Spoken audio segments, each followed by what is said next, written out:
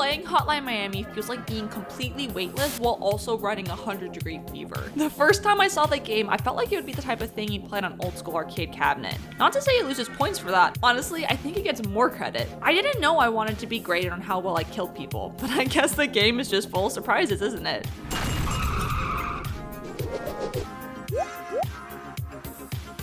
For about as long as I can remember, Hotline Miami has existed as that psychedelic game I asked my boyfriend to turn down the volume on like 10 different times when he plays. I know the music is amazing, but he might wake the baby, which is what we call our cat.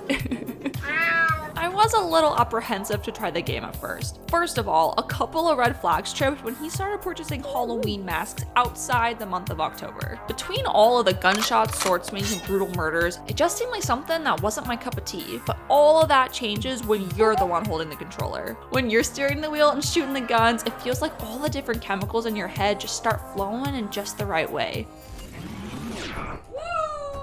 Yay, murder. The music, the colors, and all the ass-kicking do the rest. Hotline Miami isn't a multiplayer game. There's not a lot of cooperating to be had anyways. So we adhere to our tried and true method of taking turns when we die. I complained how long it can take sometimes when we do this in the past, but with Hotline Miami, the pendulum swings the other direction. Turns don't last long enough, and we end up passing the controller back and forth more than we actually play. Sometimes one of us dies before we even walk in the door of the level. Hey, it's Come my on, turn. that doesn't count. It can be frustrating, but I kinda like that you only have 1 health. It gets my heart pumping. Hell yeah. That was so good. My boyfriend always laughs at me when we play something, and I bring up that in the real world, there's no such thing as a little stab to the heart when our character takes a hit and just brushes it off. It may be more realistic, but it sure does lead to some frustrating levels. It's crazy how like one guy can just end my whole career. I know, right? I guess that's kind of the point, though. I guess one guy can end theirs too.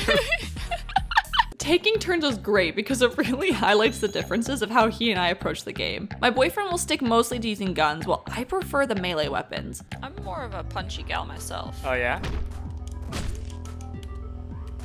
Then why are you taking a gun? I like to wait for the moment the iron is hot and then carefully pick off each bad guy one by one. Meanwhile, my boyfriend, who is the living incantation of stealth is optional for this mission, will just burst through the door holding down the trigger. I started blasting. Bang! Bang! Well, I don't see so good, so I missed. I'm guilty of accidentally firing my gun at bad times. I'll spend all this time carefully looking around and waiting for them to cycle through the rooms at just the right moment for me to burst through the door, and then suddenly I'll fire off a round into the wall and they'll come flooding through the doorway all at once. That did not go well. The different masks give us different bonuses during the level. Rather than switch the mask after each death, we play by the rule that the person who won the previous level gets to pick what animal we're gonna be. I'm a little biased towards the horse and unicorn ones, but to be fair, kicking doors on people is a super fun way to kill them. I got him! Hell yeah. Okay.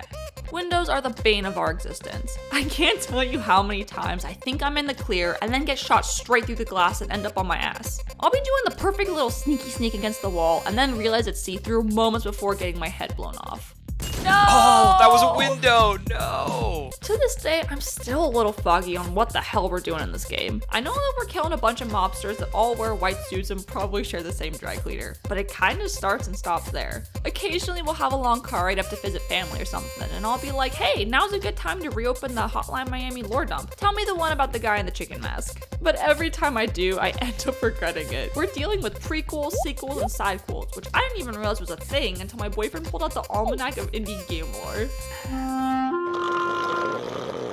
The aesthetic of this game hits me in all the right places. More often than I care to admit, we'll go tumbling down the rabbit hole of only turning on the pink and cyan lights in the house and leaving El Cuervo on a constant loop in the living room. Some time ago, we changed our alarm to the phone ringing theme from the game. You know, so we can start things off on the right foot. Yeah, I deserve that. That's the perfect segue for me to talk about the soundtrack. Finally. Ugh, the music is so good. The music in this game is something special. Bum, ba-bum, ba-bum. Bum, bum, ba-dum, ba-dum. Chances are, if you're like me, you may have already heard songs from this game in other places before actually playing it yourself. This game alone completely tore a hole in our workout playlist and has dominated more than half the songs on it ever since. I just have to make sure that when some chick steals my squat rack, I don't bash her head in by mistake. Come over here, fuckhead.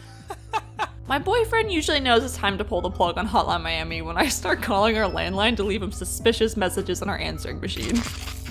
Do you like hurting other people?